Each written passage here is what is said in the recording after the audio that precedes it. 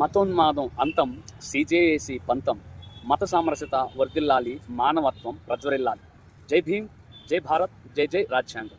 Christian joint action committee CJAC నుండి మీ archbishop doctor Joshua Daniel Chegur.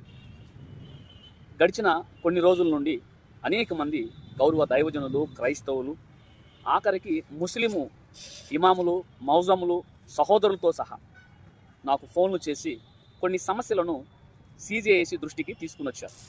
అవి ఏమిటయ్యా అంటే, మేము మసీదులు నిర్మాణానికి, లేదా చర్చిని నిర్మించుకోవడానికి, లేదా మత సంబంధమైన కట్టడలను నిర్మాణం చేసుకోవడానికి కలెక్టర్ వారికి మేము అర్జీ పెట్టుకున్నాము, అలాగే గ్రామ పంచాయతీ వారికి అర్జీ పెట్టుకున్నాము.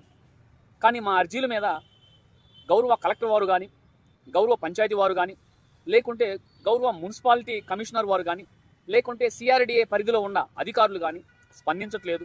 స్పందించకపోగా మమ్మలను ఈ పంచాయతీ కాదు మరొక పంచాయతీ అని, ఈ పంచాయతీ సిఆర్డిఏ వద్దకు వెళ్ళమని, సిఆర్డిఏ వద్దకు కాదు కలెక్టర్ వారి వద్దకు వెళ్ళమని, కలెక్టర్ వారి వద్దకు వెళ్తే మీ గ్రామ పంచాయతీకి వెళ్ళమని మమ్మల్ని ఈ విధముగా కొన్ని రోజులుగా, వారాలుగా, నెలలుగా, సంవత్సరాలుగా మా మత సంబంధమైన కట్టడాలని నిర్మించుకోవడానికి, పని చేసుకోవడానికి అవకాశం ఇవ్వకుండా ఇలా ఇబ్బందులు పెడుతున్నారు. ఈ సమస్యకు పరిష్కారం ఏమిటో మీరు చెప్పండి అని నాకు చాలామంది. అయితే ఈ సమస్యకు పరిష్కారాన్ని నేను చెబుతూ ఉండగా మీరు జాగ్రత్తగా వినండి. మీ వంతుగా ఈ వీడియోలో ఉన్న సమాచారాన్ని మీ తోటి వారికి తెలియజేయండి. ఈ వీడియోని రాష్ట్ర వ్యాప్తంగా ఉన్న ఆంధ్రులకు చేరే విధముగా మీ వంతుగా ప్రార్థన చేసి షేర్ చేయాలని కోరుతున్నాను. ఇక విషయంలోనికి వెళదాం. ఈ సమస్యకు పరిష్కారం ఏమిటయ్యా అంటే, మొదటగా జీవో ఎంఎస్ నెంబర్ 67 ప్రకారము బిల్డింగ్ కన్స్ట్రక్షన్లకు పర్మిషన్లను పెట్టుకునే విధానం, ఏ ఏ స్థలాలకు, ఏ ఏ బిల్డింగ్స్కు పర్మిషన్లు ఇవ్వాలో, ఎన్ని రోజులు ఇవ్వాలో, ఎవరిస్తారో అనే క్లియర్గా ఆ జీవోలో మెన్షన్ చేసి ఉంది. అయితే రిలీజియస్కు సంబంధించి ఈ జీవో ఎంఎస్ నెంబర్ 67 రూల్ 26లో క్లాజ్ 1, క్లాజ్ 2లో ఈ విధంగా ఉంటుంది. సపోజు మీరు హిందువులా, ముస్లింలా, క్రైస్తవులా, ఏ మతస్థులైనా సరే మీ మత సంబంధమైన గుడులను, మసీదులను, చర్చిలను నిర్మించుకోవడానికి మనము కలెక్టర్ వారికి ఎన్ఓసి కొరకు అర్జీ పెట్టుకోవాల్సిన అవసరం లేదు. కలెక్టర్ వారి నుండి అధికారాలను 2022వ సంవత్సరంలోనే సంబంధిత గ్రామ పంచాయతీ వారికి, సంబంధిత మున్సిపాలిటీ వారికి, సంబంధిత సిఆర్డిఏ వారికి బదిలీ చేశారు. ఇది మొదటి విషయం. రెండోదికి మీరేం చేయాలి అంటే, మీ స్థలానికి సంబంధించి కొలతలు తీసుకోండి. స్థలము పొడవు ఎంత, స్థలము వెడల్పు ఎంత, తదుపరి ఆ స్థలంలో మీరు నిర్మించదలిచిన, లేదా నిర్మిస్తున్న, లేదా నిర్మించి ఉన్న చర్చినో, మసీదునో, దేవాలయమునో పొడవు, వెడల్పు ఎంత అనే కొలతలు తీసుకొని, తదుపరి ప్రభుత్వం ద్వారా లైసెన్స్ పొందిన ఇంజనీర్ వద్దకు వెళ్ళి బిల్డింగ్ ప్లాన్ తీసుకోండి. చక్కగా వారు స్కెచ్ చేసి ఇస్తారు, బ్లూ ప్రింట్ ఇస్తారు. తదుపరి ఈ బ్లూ ప్రింట్తో పాటు మీ స్థలము రిజిస్ట్రేషన్ డాక్యుమెంట్స్, లేదా అగ్రిమెంటు దస్తావేజులు, లేదా డీఫామ్ పట్టానో లేదంటే మరొక పట్టానో ఉంటే వాటిని మీ బ్లూ ప్రింట్తో జత చేసి, ఇంకా మీ వద్ద ఏమేమి ఆధారాలు ఉన్నాయో ఆ స్థలానికి సంబంధించి అన్ని ఆధారాలు ఆ బ్లూ ప్రింట్కి జత చేసి ఒక అర్జీ రాయండి సంబంధిత అధికారికి.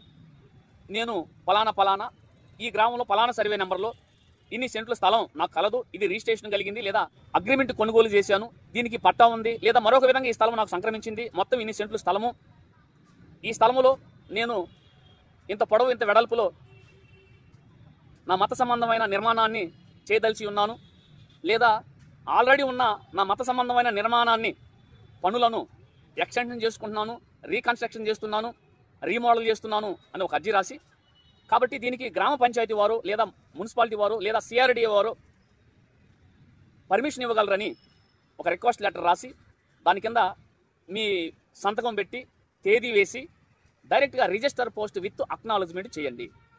Register post with acknowledgement post ఆఫీస్కి వెళ్తే ఎలా చేయాలో వాళ్ళు చెబుతారు. ఎప్పుడైతే మీరు మీ యొక్క మత సంబంధమైన నిర్మాణానికి సంబంధించిన బ్లూ ప్రింట్ని, ఆ స్థలానికి సంబంధించిన, ఆ నిర్మాణానికి సంబంధించిన పేపర్లను, అలాగే ఒక అర్జీ రాసి ఈ మొత్తం పిన్ను కొట్టి రిజిస్టర్ పోస్ట్ విత్ అక్నాలజ్మెంట్ చేస్తారో, మీకు ముందు పోస్టల్ డిపార్ట్మెంట్ వారు ఒక రసీదు ఇస్తారు. అలాగే మీరు పంపించే పోస్టు దాని కవర్ వెనక ఒక అక్నాలజ్మెంట్ కార్డు పిన్ చేయబడుతుంది. అది ఖచ్చితంగా 2 రోజులకో 3 రోజులకో సంబంధిత అధికారులకు మన అర్జీ చేరుతుంది. వారికి చేరినట్లు కూడా ఆ అక్నాలజ్మెంట్ కార్డు మీద సంతకం పెట్టి స్టాంప్ వేసి మనకు పంపిస్తారు. ఇలా పంపించిన తర్వాత నెల రోజుల వరకు వెయిట్ చేయండి. మత సంబంధమైన నిర్మాణాలకైతే నెల రోజుల వరకు మీరు అర్జీ పెట్టిన తర్వాత నెల రోజుల వరకు ఎదురు చూడండి. నెల రోజుల వరకు గనక సంబంధిత సిఆర్డిఏ వారు, మున్సిపల్ కమిషనర్ వారు, లేదంటే గ్రామ పంచాయతీ వారు స్పందించకపోతే తదుపరి మీరు వెంటనే కన్స్ట్రక్షన్ స్టార్ట్ చేయండి. అయితే స్టార్ట్ చేసే ముందు మరొక అర్జీ రాయండి.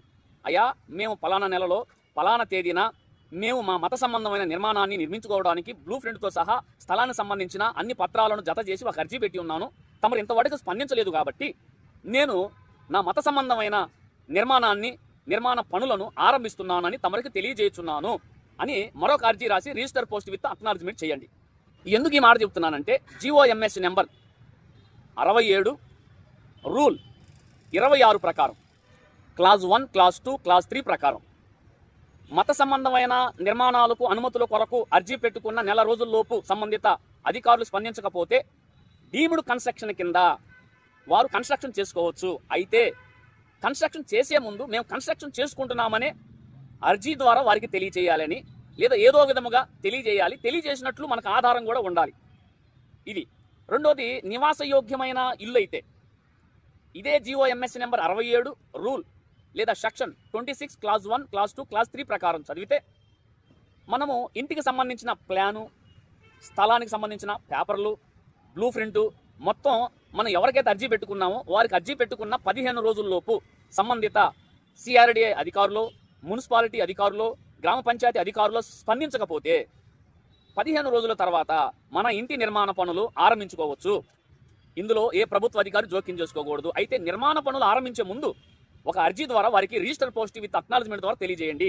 ఇదిగో మేము ఇంటికి పలానా నెలలో పలానా తారీఖున ప్లాన్ అప్రూవల్ చేయమని ప్లాన్తో సంబంధిత స్థలానికి సంబంధించిన పేపర్లను సహా మీకు రిజిస్టర్ పోస్ట్ విత్ అక్నాలజ్మెంట్ ద్వారా తెలియజేశాను. కానీ 15 రోజులైనా మీరు స్పందించలేదు కాబట్టి నేను నా ఇంటి నిర్మాణ పనులను ఆరంభించుకొనుచున్నానని తమరికి తెలియజేస్తున్నాను. ఇందువెంట గతంలో తమరికి పెట్టిన అర్జీ తాలూకా నకలను కూడా జతపరుచుచున్నానని రిజిస్టర్ పోస్ట్ విత్ అక్నాలజ్మెంట్ చేసి మీ పనులు మీరు ఆరంభించండి. ఇలా చేసిన ఈ అధికారులు వస్తే వాళ్ళ మీద పోలీస్ స్టేషన్లో కేసు పెట్టండి, లేదా సంబంధిత గౌరవ కలెక్టర్ వారికి ఫిర్యాదు చేసి కేసు పెట్టండి. ఈ విషయంలో ఎవరు భయపడాల్సిన అవసరం లేదు. ఇలా చేసినా కానీ మిమ్మల్ని ఎవరైనా ఇబ్బంది పెడితే క్రిస్టియన్ జాయింట్ యాక్షన్ కమిటీ CJACకి మాకు తెలియచేయండి.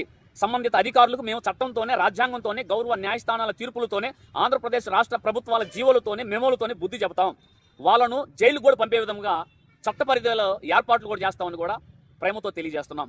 కాబట్టి ఈ ఇన్ఫర్మేషన్ అందరూ సేకరించి ఇక నుంచి ఏది చేసినా మీరు ఈ విధంగా చేయండి. కొంతమంది ఏం చేస్తారు తెలుసా, రాజకీయ నాయకుల ద్వారా, తెలిసిన అధికారుల ద్వారా, నోటి మాటల ద్వారా సిఆర్డి అధికారుల దగ్గరికి, మున్సిపాలిటీ అధికారుల దగ్గరికి, గ్రామ పంచాయతీ అధికారుల దగ్గరికి వెళ్ళి అడుక్కునే వాళ్ళు చేతులు కట్టుకుని, బాబు తమరు భిక్షం వేస్తారా, మేము మందిరం కట్టుకుంటున్నాము, లేదా మసీదు కడుతున్నాము, గుడి కడుతున్నాము, ఇల్లు కట్టుకుంటున్నాము అని వీళ్ళు చేతులు కట్టుకుని భిక్షం ఎత్తుతారు. వాడేమో భిక్షం వేయడు.